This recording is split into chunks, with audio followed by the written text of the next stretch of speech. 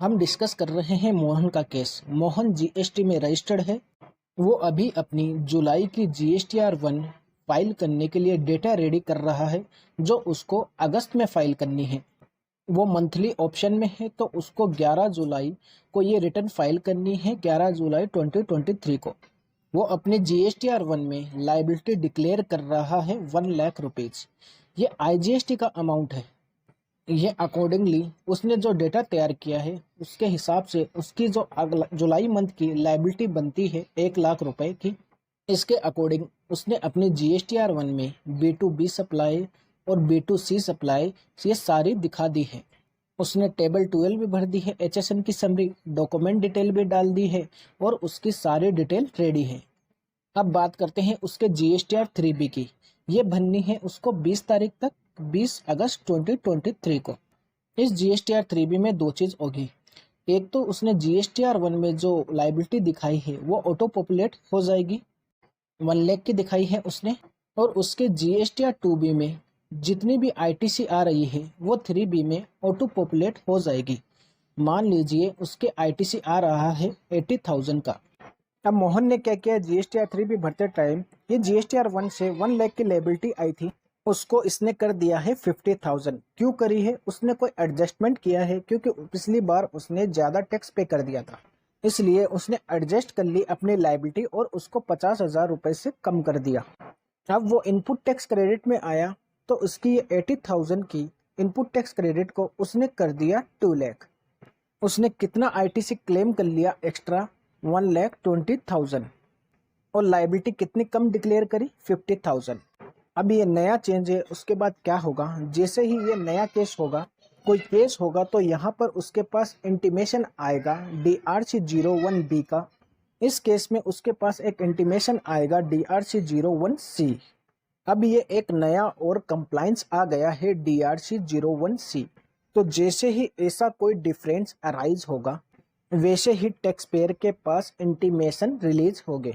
वैसे तो जो रूल आए हैं ना, इसका रूल है हमारा 88C और इसका रूल है 88D। इन दोनों ही रूल में लिखा हुआ है कि इसकी जो लिमिट है वो गवर्नमेंट बताएगी कि कितनी लिमिट का डिफरेंस जो है वो चल सकता है और कितनी लिमिट पर आपको इंटीमेशन इशू कर दी जाएगी। अब ये हो गया एक नया चेंज। ये तो पोर्टल पर एक्टिव है, ये तो आना भी शुरू हो गया इंटीमेशन, और ये बहुत जल्दी ही पोर्टल पर एक्टिव हो जाएगा। अब इस केस में GSTR 1 और 3B में डिफरेंस है, तो आपके पास इंटीमेशन आएगी DRC 01C की। तो अगर आप इस पर एक्शन नहीं लोगे तो रूल 59 में चेंज किया गया है, आपकी GSTR 1 को लॉक कर दिया जाएगा। बट इस केस में अगर आप कोई एक्शन नहीं लोगे, अगर आप DRC 01B फाइल नहीं करोगे, तो इसके लिए एक नई इंटीमेशन आपको DRC 01D इशू की जाएगी, तो आप पर रिकवरी की प्रोसीडिंग शुरू की जा सके। हम इन तीनों ही फॉर्म को समझेंगे। बस एक चीज आपको बता दूं, हम बहुत सारे एडजस्टमेंट करते हैं GSTR 1 और 3B में। कोई भी पिछली गलती हुई, पिछले सालों की कोई गलती हुई, चाहे वो लायबिलिटी की गलती हो या ITC की गलती है, GSTR 1 में हमको कोई करेक्शन करनी है, B2B डेटा में या B2C डेटा में किसी भी गलती को ठीक करना, तो वो आप कर सकते हो, अभी भी कोई भी दिक्कत नहीं है। तो अभी हमारे GSTR 9 भी फाइल होनी है 2022-23 की, तो इसके लिए अभी टाइम है और इसकी गलती ठीक करने का भी मौका है। 2022-23 के आपको रिकंसिलेशन करने हैं। रिकंसिलेशन के बाद अगर कोई गलतियां मिलती है तो आप 23-24 की जो GSTR रिटर्न भर रहे हो उसमें आप चेंज कर सकते हो 30 नवंबर तक GSTR 9 में।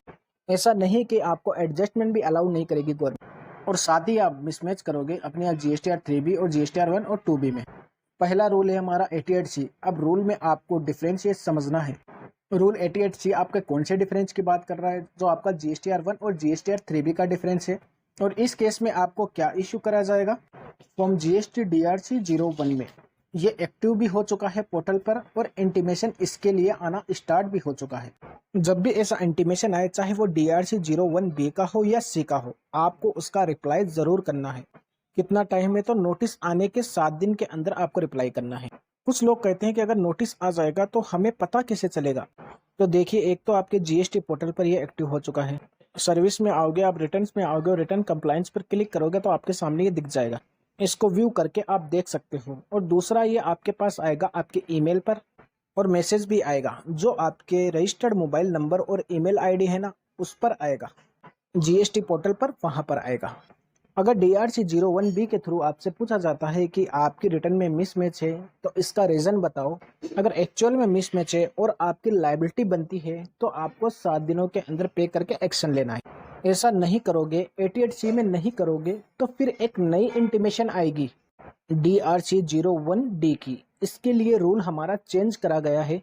रूल 142B नया रूल इंसर्ट हुआ है 4 अगस्त से। ये बताता है अगर रूल अंडर 88C का इंटीमेशन आने पर अगर आप इसका रिप्लाई नहीं करोगे तो any amount tax and interest become as recover. Section 79 recovery and tax की प्रोसीडिंग।